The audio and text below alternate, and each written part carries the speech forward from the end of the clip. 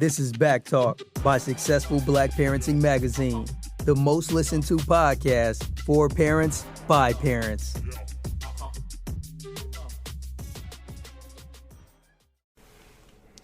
Welcome, everyone, and thank you for tuning into BACKTALK by Successful Black Parenting Magazine. This is the talk show and podcast for parents. I'm Janice Robinson Celeste, your host and publisher of Successful Parenting Media. Now, I want you to share this broadcast with all of your friends and followers. Caring is sharing. And don't forget to leave your comments and questions, and we'll do our best to answer them. Now, I got to tell you guys, we have a very special guest today that I am so happy to welcome to the show, and his name is Selfie Taylor, and we're going to be discussing building your generational wealth. Welcome. I'm so glad to have you here. Thank you. Thank you for having me. All right. Now, you are a single dad of 3 girls, right? Girl dad. Right? Yeah, girl dad. My running joke is I used to pray to God that he'd send girls to hang all over me, and he took me literally and gave me 3 of them. So God is listening for sure. But yeah, three daughters. My oldest is now 14, Naya, and I've got twins, Shay and Zoe. They're 12. So there's never a dull moment in my household. Twins. Oh my God, that got to be interesting. Oh, I can't wait to ask you about that. Now, you also star in a docuseries called Mind, Body, and Money, right? Yeah. So you got to tell us a little bit about that. Yes. Mind, Body, Money is a docuseries that I created, produced, and starred in it. It's really those 3 principles, right? Mindset. What does your mindset need to be successful, right? Those that think they can do something and those that they cannot do something are both usually right. And then you have your body. Health and wellness, so important. My father, as a child, used to tell me, you have one body, you need to take care of it, right? Nobody was ever on their deathbed wishing to have more money, right? So you got to take care of your body. And then the money part, right? You have to be a good steward of your money. So many of us will put so much emphasis on money alone, and not understand how it works, right? How can you win a game if you don't know the rules? So this docuseries chronicles my life as a financial advisor, working with athletes, celebrities, entertainers, all the way down to your average men and women, and that journey in trying to create balance between mind, body, and money, and becoming the best versions of themselves. Okay. Now, were you always good with money, even as a child? I wouldn't say that I was always good with money. I would say that I had an entrepreneurial heart and spirit, right? I always wanted to be in business. I always wanted to do well. I was raised by a single mother, and she sacrificed a lot for my brother and I to go to the best schools. And I remember she would always let me know, though, how much it cost her and how much she was sacrificing. So I made up in my mind early in life that I was going to do well enough in life and make enough money that I'd be able to provide all the best things for my family and never let them know how much it cost me. And so I always had this idea of creating wealth and making money. I would say, I graduated with a degree in business, magna cum laude, top of my class, and got into the real world. And I realized I didn't know anything about insurance, investments, taxes, planning at all. So this is really been a learning process for me, the 20 plus years that I've been in business, only from my own personal experiences working with other clients. And that's really the message that I try to impart to people via this docuseries and even my work with clients, is just the importance of life in general and balance and how money works. That's really good. But how does one find balance, especially when you have parents who are really struggling, like during the pandemic, people lost their jobs? How do you find balance when your mind is somewhere else and you're trying to just make ends meet? Like, what do we got to do? Where do we start? It really comes down to perspective, right? Perspective is not the truth. It's simply what you see. If you don't like what you see, then change it. And if you cannot change it, then change the way you think about it. On the one end, many of us, our lives have been turned upside down the last year and a half or so with this pandemic and coronavirus. And to your point, some of us losing jobs, and even those that didn't lose our jobs becoming, parents, teachers rather unwillingly, like be having to homeschool our children. And you can look at it, right? Does a rose bush have thorns, or does a thorn bush have roses? Do I want to focus on the things that are ugly and that are painful and that hurt me? Or do I want to focus on the beauty and the fragrance and the lessons and the blessings that come from these challenges, right? So for me, pre-COVID, I'm on the road all the time. I'm shaking hands, kissing babies, traveling, living the life. And that didn't like slow down. It came to a complete halt. But never before had I really stopped and really taken inventory of what's most important in my life, the relationships, how I want to spend my time. And I could tell you, even if things could go back to the way they were 2020, I don't know that I'd want them to, right? I have a greater appreciation for taking a beat and slowing down and really engaging more meaningful relationships with people than I do just go, go, go, go, go. And I think many of us can attest to that and appreciate that we're so much in the mix and running and running and running that we never took the time, right, to really stop and smell the roses, so to speak. No, you're absolutely right. One of the good things that did come out of the pandemic is people, they have a sense of freedom now. They know what that feels like, Yeah. and being with family and this virtual commerce and doing business this way is actually gotten a chance, when before employers were like, no, we're not going to let you work from home. You might take advantage of us. Now they see that it can actually work, Right. So it's helping a lot of parents as well.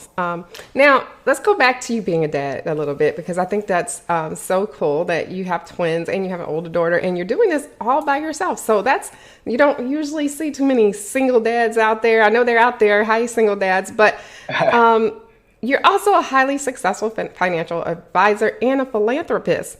You have a nonprofit agency?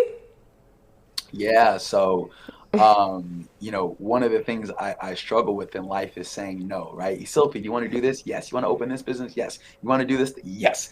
And so, as a result, I've got a lot of balls in the air. I always say metaphorically, I'm juggling knives, right? You got to be real careful or you'll cut yourself, right? But, the primary driving force behind everything that I do is certainly my daughters. It's my why.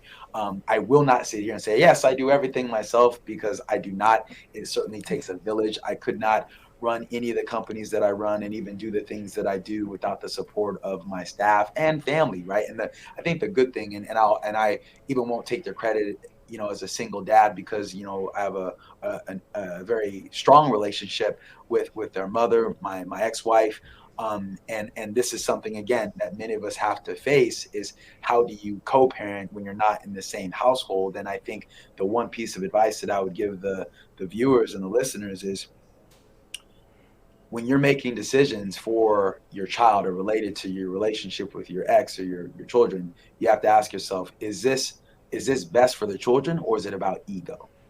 And it's really easy to let ego take over. It's real easy to go, why you can't go over there because her boyfriend's over there, so no, you can't go over there. And then you think about it, like, if the girls are safe, right, and they're having fun and they're loved and taken care of, why can't they go? Again, because of my ego. So I think that's one of the things that I've had to constantly check, in this co-parenting environment, is like, okay, what's best for the girls? Yes or ego? If it's ego, then it's got to go away, right? And so that helps me a lot to be able to navigate with their mom and do what's best for them. And it eliminates the girls from trying to pull one over on us, right? They get, oh, but mom said, like, no, I talk to your mom every day and she did not say that. Can't do that, right? And so that certainly makes my job easier as a father, because I couldn't do all the things that I do without, again, the support of family and a great team around me to help me, follow my dreams. Well, that was going to be my next question. Like, how do you do all that? So I'm glad you answered that, because you have a Yeah. nonprofit. You recently had a gala. Can you tell us a little bit about both of Yeah, those things, the I have nonprofit and the I have a gala? nonprofit organization that I established about 18 years ago called Future Stars. I was a collegiate athlete, played basketball in school, got out of school, was training kids after work, and as my career blossomed, that time that I was spending on the court versus what I was making didn't really make economic sense anymore. But I still wanted to continue to give back, so I created this nonprofit, Future Stars. I do a basketball camp here in Pasadena area, in Los Angeles area, every summer. We usually get about 100 to 150 kids out, and I do a big golf tournament every year and a huge gala, which you just mentioned I did a few weeks ago, to raise money for the camp. So I provide scholarships to families to send their children to my camp that otherwise couldn't come. That's my my Eric Tracy Scholarship Fund, named after a great friend and supporter of the organization. And then I created a secondary scholarship fund named after some dear friends of mine, Doctors Ludlow and Ruth Curry, a scholarship fund where I provide scholarships to kids to finish their education, right? So I'm really proud of what this organization represents and the work that we do in the community. And as much as it's tiresome to do, and every year I'm like, am I going to do it again? I don't know. When you see the look on the kids' faces at the end of the week, and the gratitude from the parents, and when you hear stories from kids, hey, this scholarship allowed me to be the first one in my family to go to college, right? how do I not do it, right? So we'll continue to forge forward. I think that's wonderful work. I mean, that is really admirable, that all of the things that you're doing. And I absolutely love your sayings. You're from the rose bush on. I meant to say that when you said that, because that was beautiful. Now, do you have a parenting philosophy?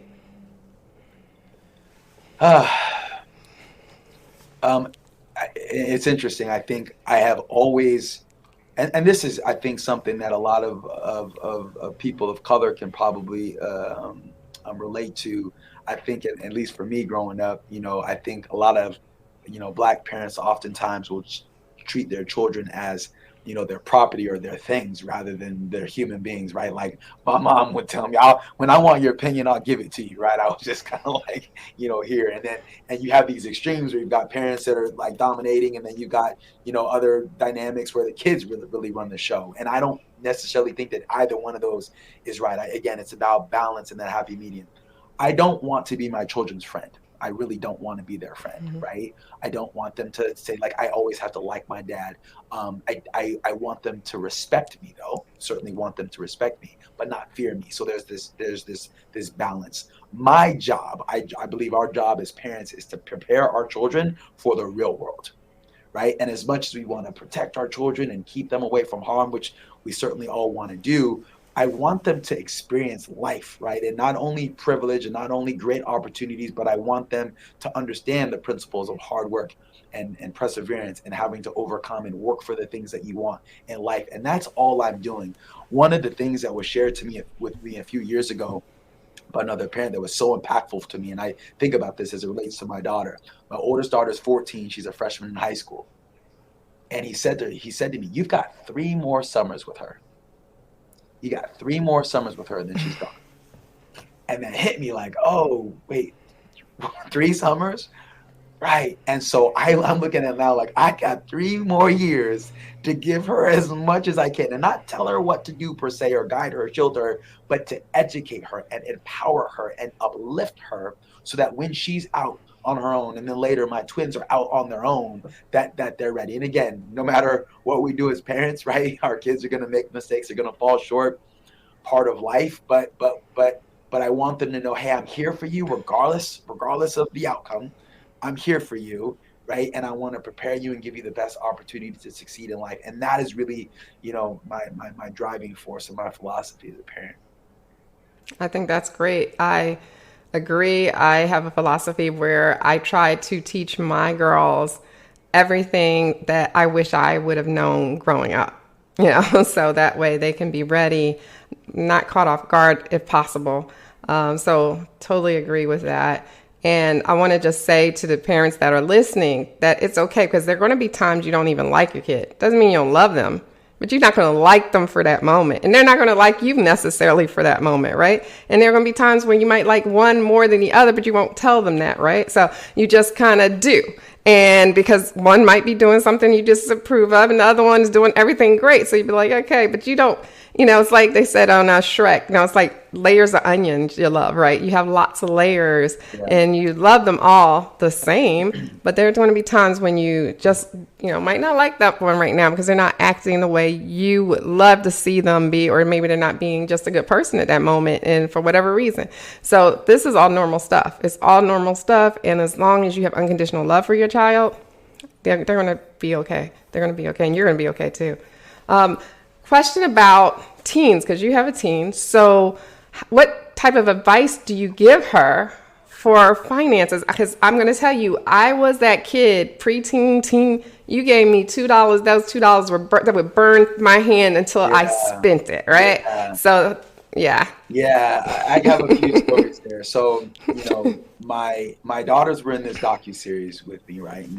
Again, they're after my own heart. They're entrepreneurs. They're like, "Hey, Dad, how much do we get paid for this?" Right? So my first inclination is, you got a roof over your head. That's your payment, right? But then I thought, okay, you're out here, you work. I said, you get paid. And I said, but there's a catch. You don't get the money in hand today. You have to take this money and buy stocks. I want each one of you to choose 5 stocks, 5 companies that you believe have utility, right? And that is where your money's going to go. And they're like, oh no, we want to spend it. And what they saw was they picked companies that they liked. And I said, every month when your statements come, we're going to review those statements to check performance. And at the end of the year, whoever has the most money, I'm going to double their contribution. I'm going to double the amount in their account, right? To incentivize them. I want to watch to incentivize them, because so many, and this isn't just children, so many of us have no idea, right, about money. Or, I can't tell you how many times as an advisor I hear, oh, you have a 401k? Yeah, I have a 401k at work. Do you have the statements? Yeah, I don't even open those envelopes, right? Like we are so detached, right? We have this fear of, and you always say, like, if you can't get over your fear, then do it afraid. If you have a fear of money, I don't know it, well, dive in, right? Dive in, right? And there's some things that, and these are general principles of life, right? Being poor is hard. Being rich is hard. Choose your hard.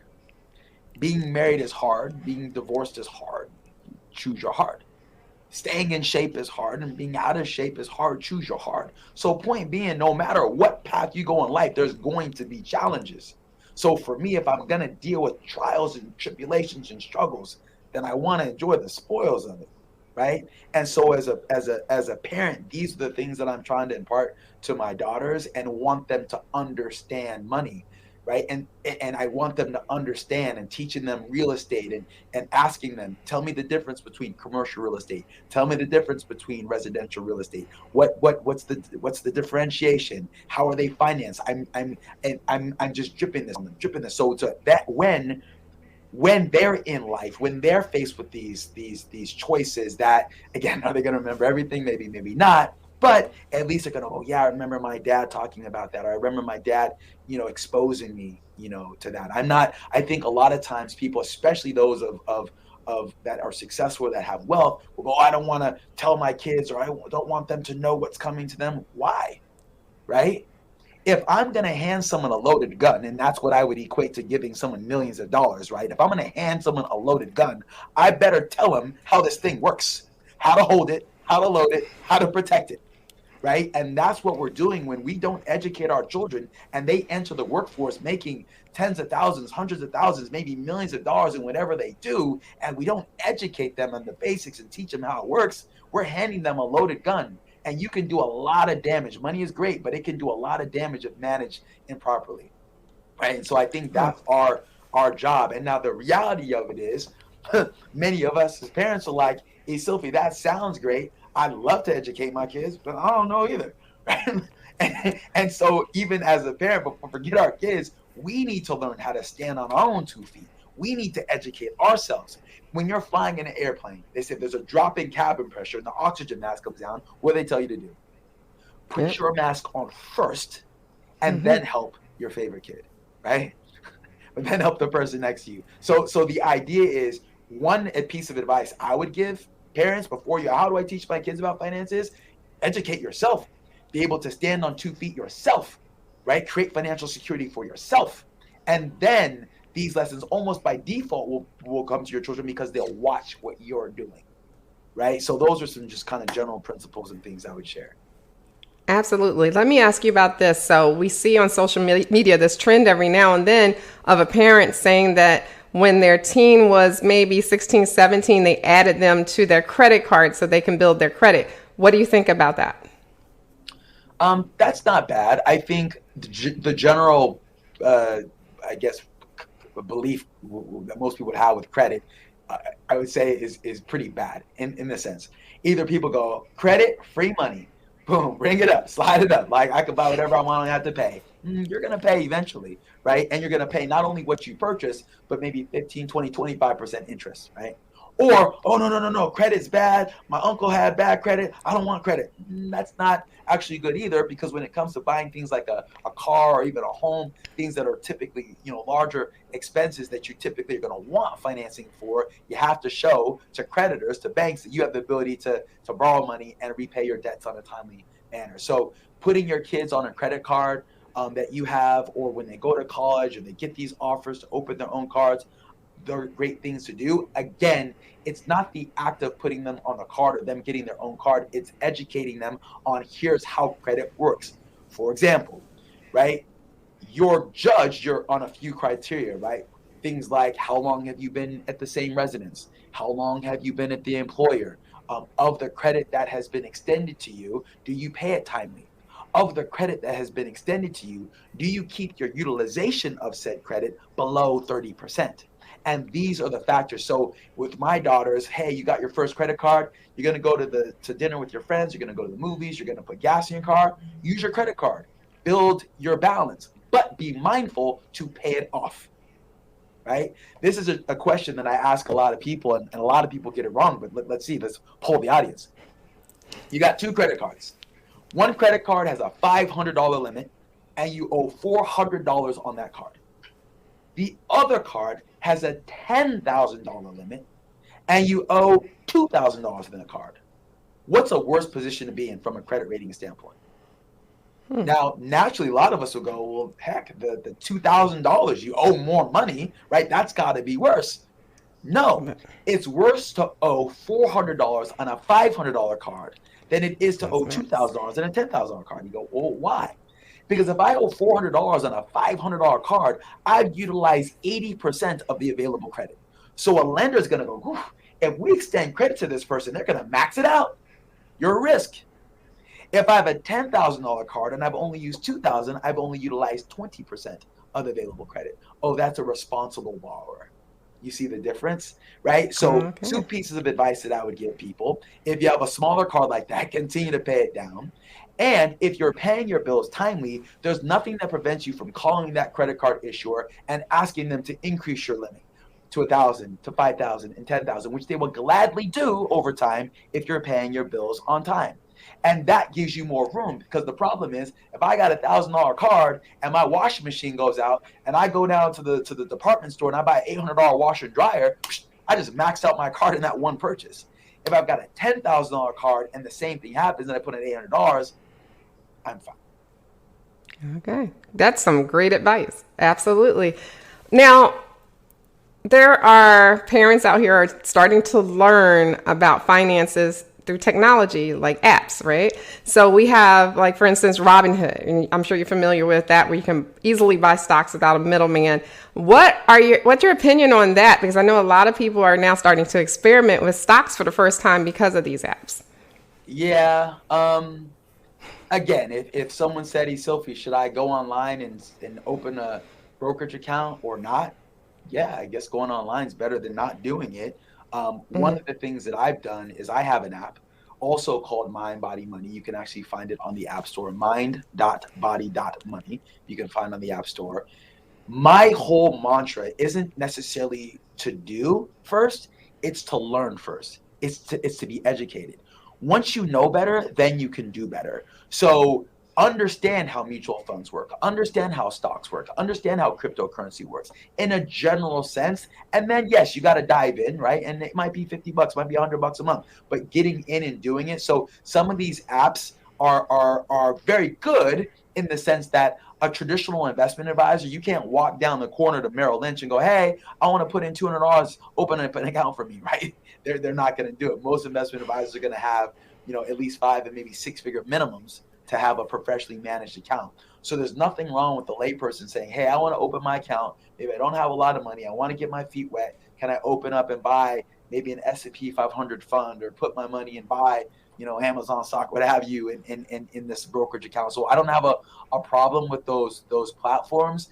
Utilizing them, I think you just need to understand the general principles of investing. Things like dollar cost averaging. Well, what is that?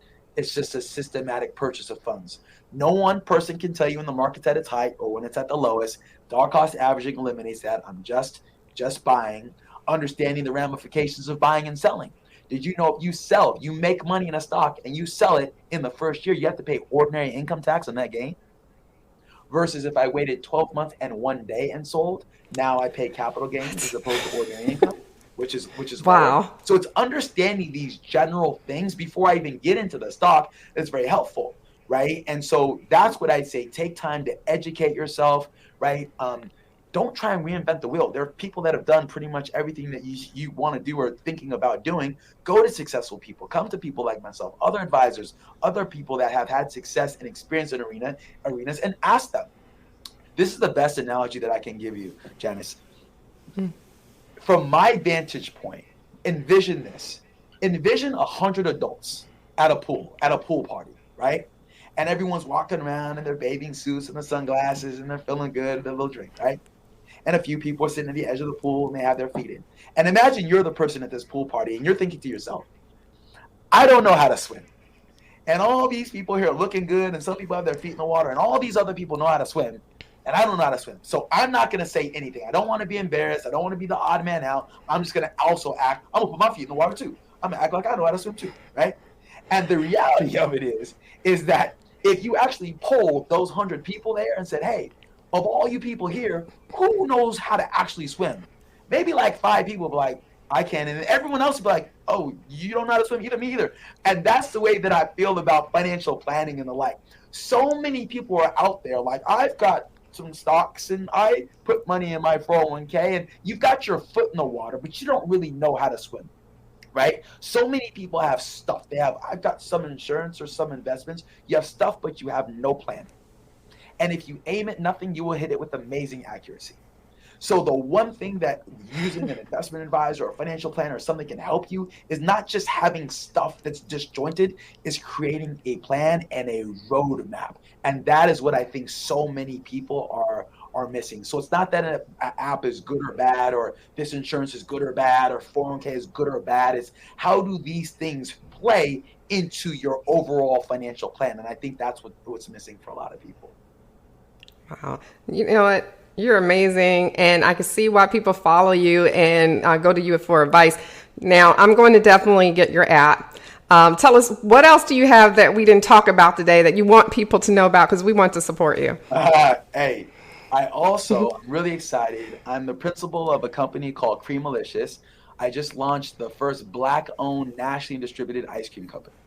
So the founder and CEO is a lady named Liz Rogers. She's an amazing woman. I'm very happy to be in partnership with her. It's ice cream. It's for us by us, right? Flavors like banana bread pudding, sweet potato pie, red velvet cheesecake, pecan pie, taking all these traditionally ethnic African American desserts and infusing them with ice cream, right? And so you can find this on stores, Walmart, Target, Schnucks, Myers. We also have online distribution as well, so you can go on the website, Creamalicious, follow us on social media as well, and find a store near you. But I'm really excited about the opportunity to get out there and share that brand. I own several companies, from finance companies to, production companies and real estate and things like that. And so when I created this ice cream company, that my daughters were like, finally, Dad, something we can get behind. Finally, something we can support. Ice cream. We will be your taste testers, right? So I'm really excited about the company, not only for the opportunity, for the money it can make me, but to be a part of a something that's bigger than myself, and putting a Black-owned company out there in ice cream space nationally that hasn't happened before. I love that idea, and I can't even imagine why it hasn't happened already. It makes a lot of sense, and I think that's going to be a really good investment, because I'm going to be looking for that now, especially right here at Thanksgiving. That would make a great surprise dessert, right? Yep. So that's awesome. Now, tell people how to find you. Yeah, I'm everywhere. Google me. My name again is Isilfi Taylor. Interesting name. My father's from Ghana. West Africa. So Isilfi means son of God. So I always tell people, think of a selfie like you're taking a photo, put an E in front, Isilfi, that's me. You can find me on Instagram, Facebook, LinkedIn. I have several companies. Taylor Insurance and Financial Services is my planning firm. I have a coaching business, Taylor Method, where I train financial advisors and train people in the art of sales and business mastery. I've got the Creamalicious company out there. One other thing I'm super excited about too, I've recently been named as a brand ambassador for Los Angeles for Lululemon. So for those of you, this speaks to the body piece for that, like yoga, health and wellness and fitness is the cornerstone of my life. I start and end my day typically moving my body. So I teach yoga classes, fitness classes out there as well. So I'm just out there, guys, and I'm swinging away. I mean, for all the things that I'm doing and for all the success that I've had, I will tell you I'm arguably the biggest failure you've ever met in your life, right? Every way you can fail, every way you can fall down, every way you can mess up, I've done it once. And I don't believe in winning and losing. I believe in winning and learning. And then with those lessons, with the things that you've taken and extracted from experiences in life, then what blessing can you be to other people? How can you enrich? How can you share? How can you help other people? And that's what I'm about. So I appreciate the opportunity to be on the show today. I'm certainly out here. Anyone has any additional questions or comments or insights for me, I am open to that and helping any way that I can. Well, thank you for coming on the show today. Really appreciate having your insight. So thank you again. Appreciate you. Thank you. All right. And thank you all for participating and listening to Back Talk by Successful Black Parenting Magazine, the talk show and podcast for parents. Share this broadcast with anyone who needs to hear it. And let's get the word out, okay? Now, be sure to visit our syndicated podcast replays on Anchor, Spotify, iTunes, Android, and more. And don't forget to check out our website at successfulblackparenting.com, which is full of great content to help you to thrive and not just survive as a parent. You can also engage with us on social media from our webpage. So until next time, I wish you all the best and much success. Take care.